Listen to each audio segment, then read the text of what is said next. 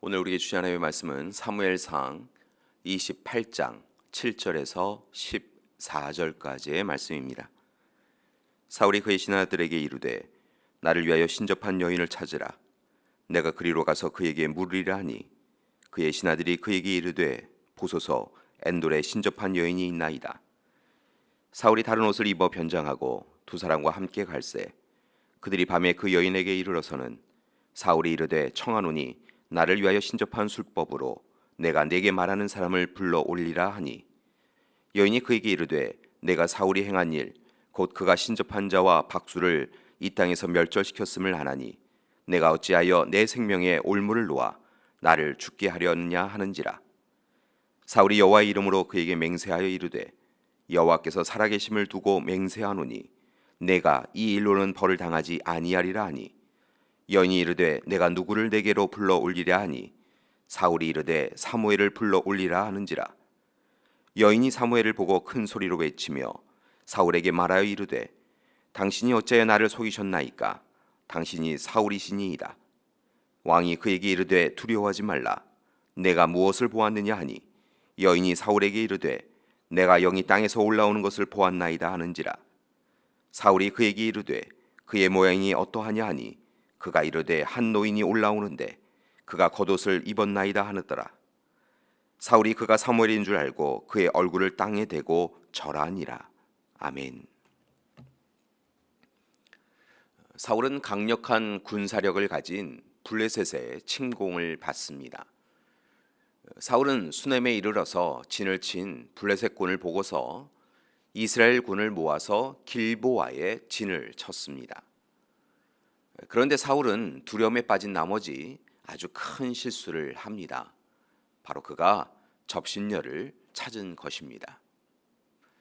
오늘 우리가 함께 읽은 28장의 말씀은 바로 그 사건을 기록하고 있습니다. 사울은 분명 두려움에 빠질 수밖에 없는 상황이었습니다. 그렇다면 이제 사울은 무조건 하나님께 우선적으로 나아가는 것이 옳았습니다. 왜냐하면 이스라엘의 첫 번째 왕인 사울은 자신에게 주어진 권력이 자신의 것이 아니라 하나님이 주신 것임을 누구보다 잘 알고 있었기 때문입니다. 그리고 이스라엘의 주권이 하나님께 있음을 그는 분명히 알고 있었기 때문입니다. 그래서 그도 이전에 전쟁이 일어나면 사무엘을 찾거나 제사장을 찾아서 하나님의 뜻을 먼저 찾곤 하였습니다. 그리고 하나님은 그에게 하나님의 일꾼을 통하여 하나님의 말씀을 전하여 주셨습니다. 그런데 오늘 사건을 보면 사울이 하나님의 사람을 찾지 아니하고 우상을 섬기는 접신녀를 찾았습니다. 교회 여러분, 사울은 왜 이렇게 어리석은 일을 행하였을까요? 그것은 무엇보다 하나님의 계시가 사라졌기 때문입니다. 정확하게 말씀을 드리면 사울이 하나님의 말씀을 듣지 않았기 때문에 그렇습니다. 사울이 먼저 하나님으로부터 떠나 있었고 그래서 그는 하나님의 음성을 듣지 못하였습니다. 구체적으로 그는 하나님이 세운 다윗을 죽이려고 했었습니다. 그리고 죄 없는 높 제사장들을 죽이는 죄악을 범하였습니다. 그 외에도 그는 하나님이 기뻐하시는 일보다는 하나님이 근심하시는 일을 많이 행합니다. 아말렉과의 전투에서 하나님은 모든 것을 진멸하라라고 하셨는데 하나님께 좋은 양과 소를 제사드리겠다라고 하는 명목으로 그는 진멸하지 않았습니다. 아말렉의 왕을 살려줍니다. 그렇게 그는 하나님 앞에 불순종합니다. 자, 그렇다면 이제 사울은 자신의 삶이 잘못되었음을 깨닫고 하나님께 회개하고 돌이켜야 했습니다. 그리고 하나님의 사람을 찾아가야 했을 것입니다. 그런데 그가 그렇지 않았습니다. 하나님을 떠나 스스로 자신이 주인인 양 살아온 사울은 이제 접심녀, 무당, 무술가를 찾았고 그 일로 사울 왕과 백성들은 스스로 멸망의 길에 서게 되었던 것입니다.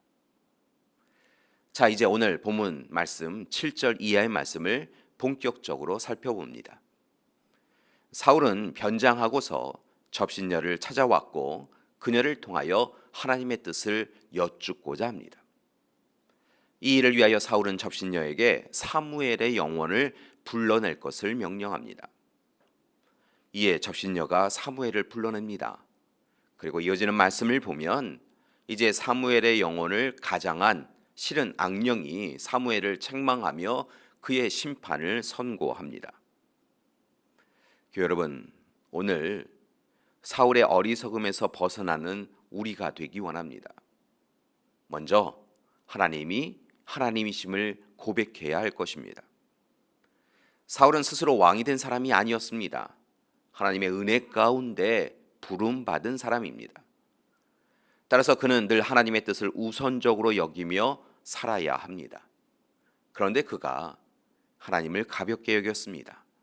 하나님의 뜻을 경홀하게 여긴 것이지요.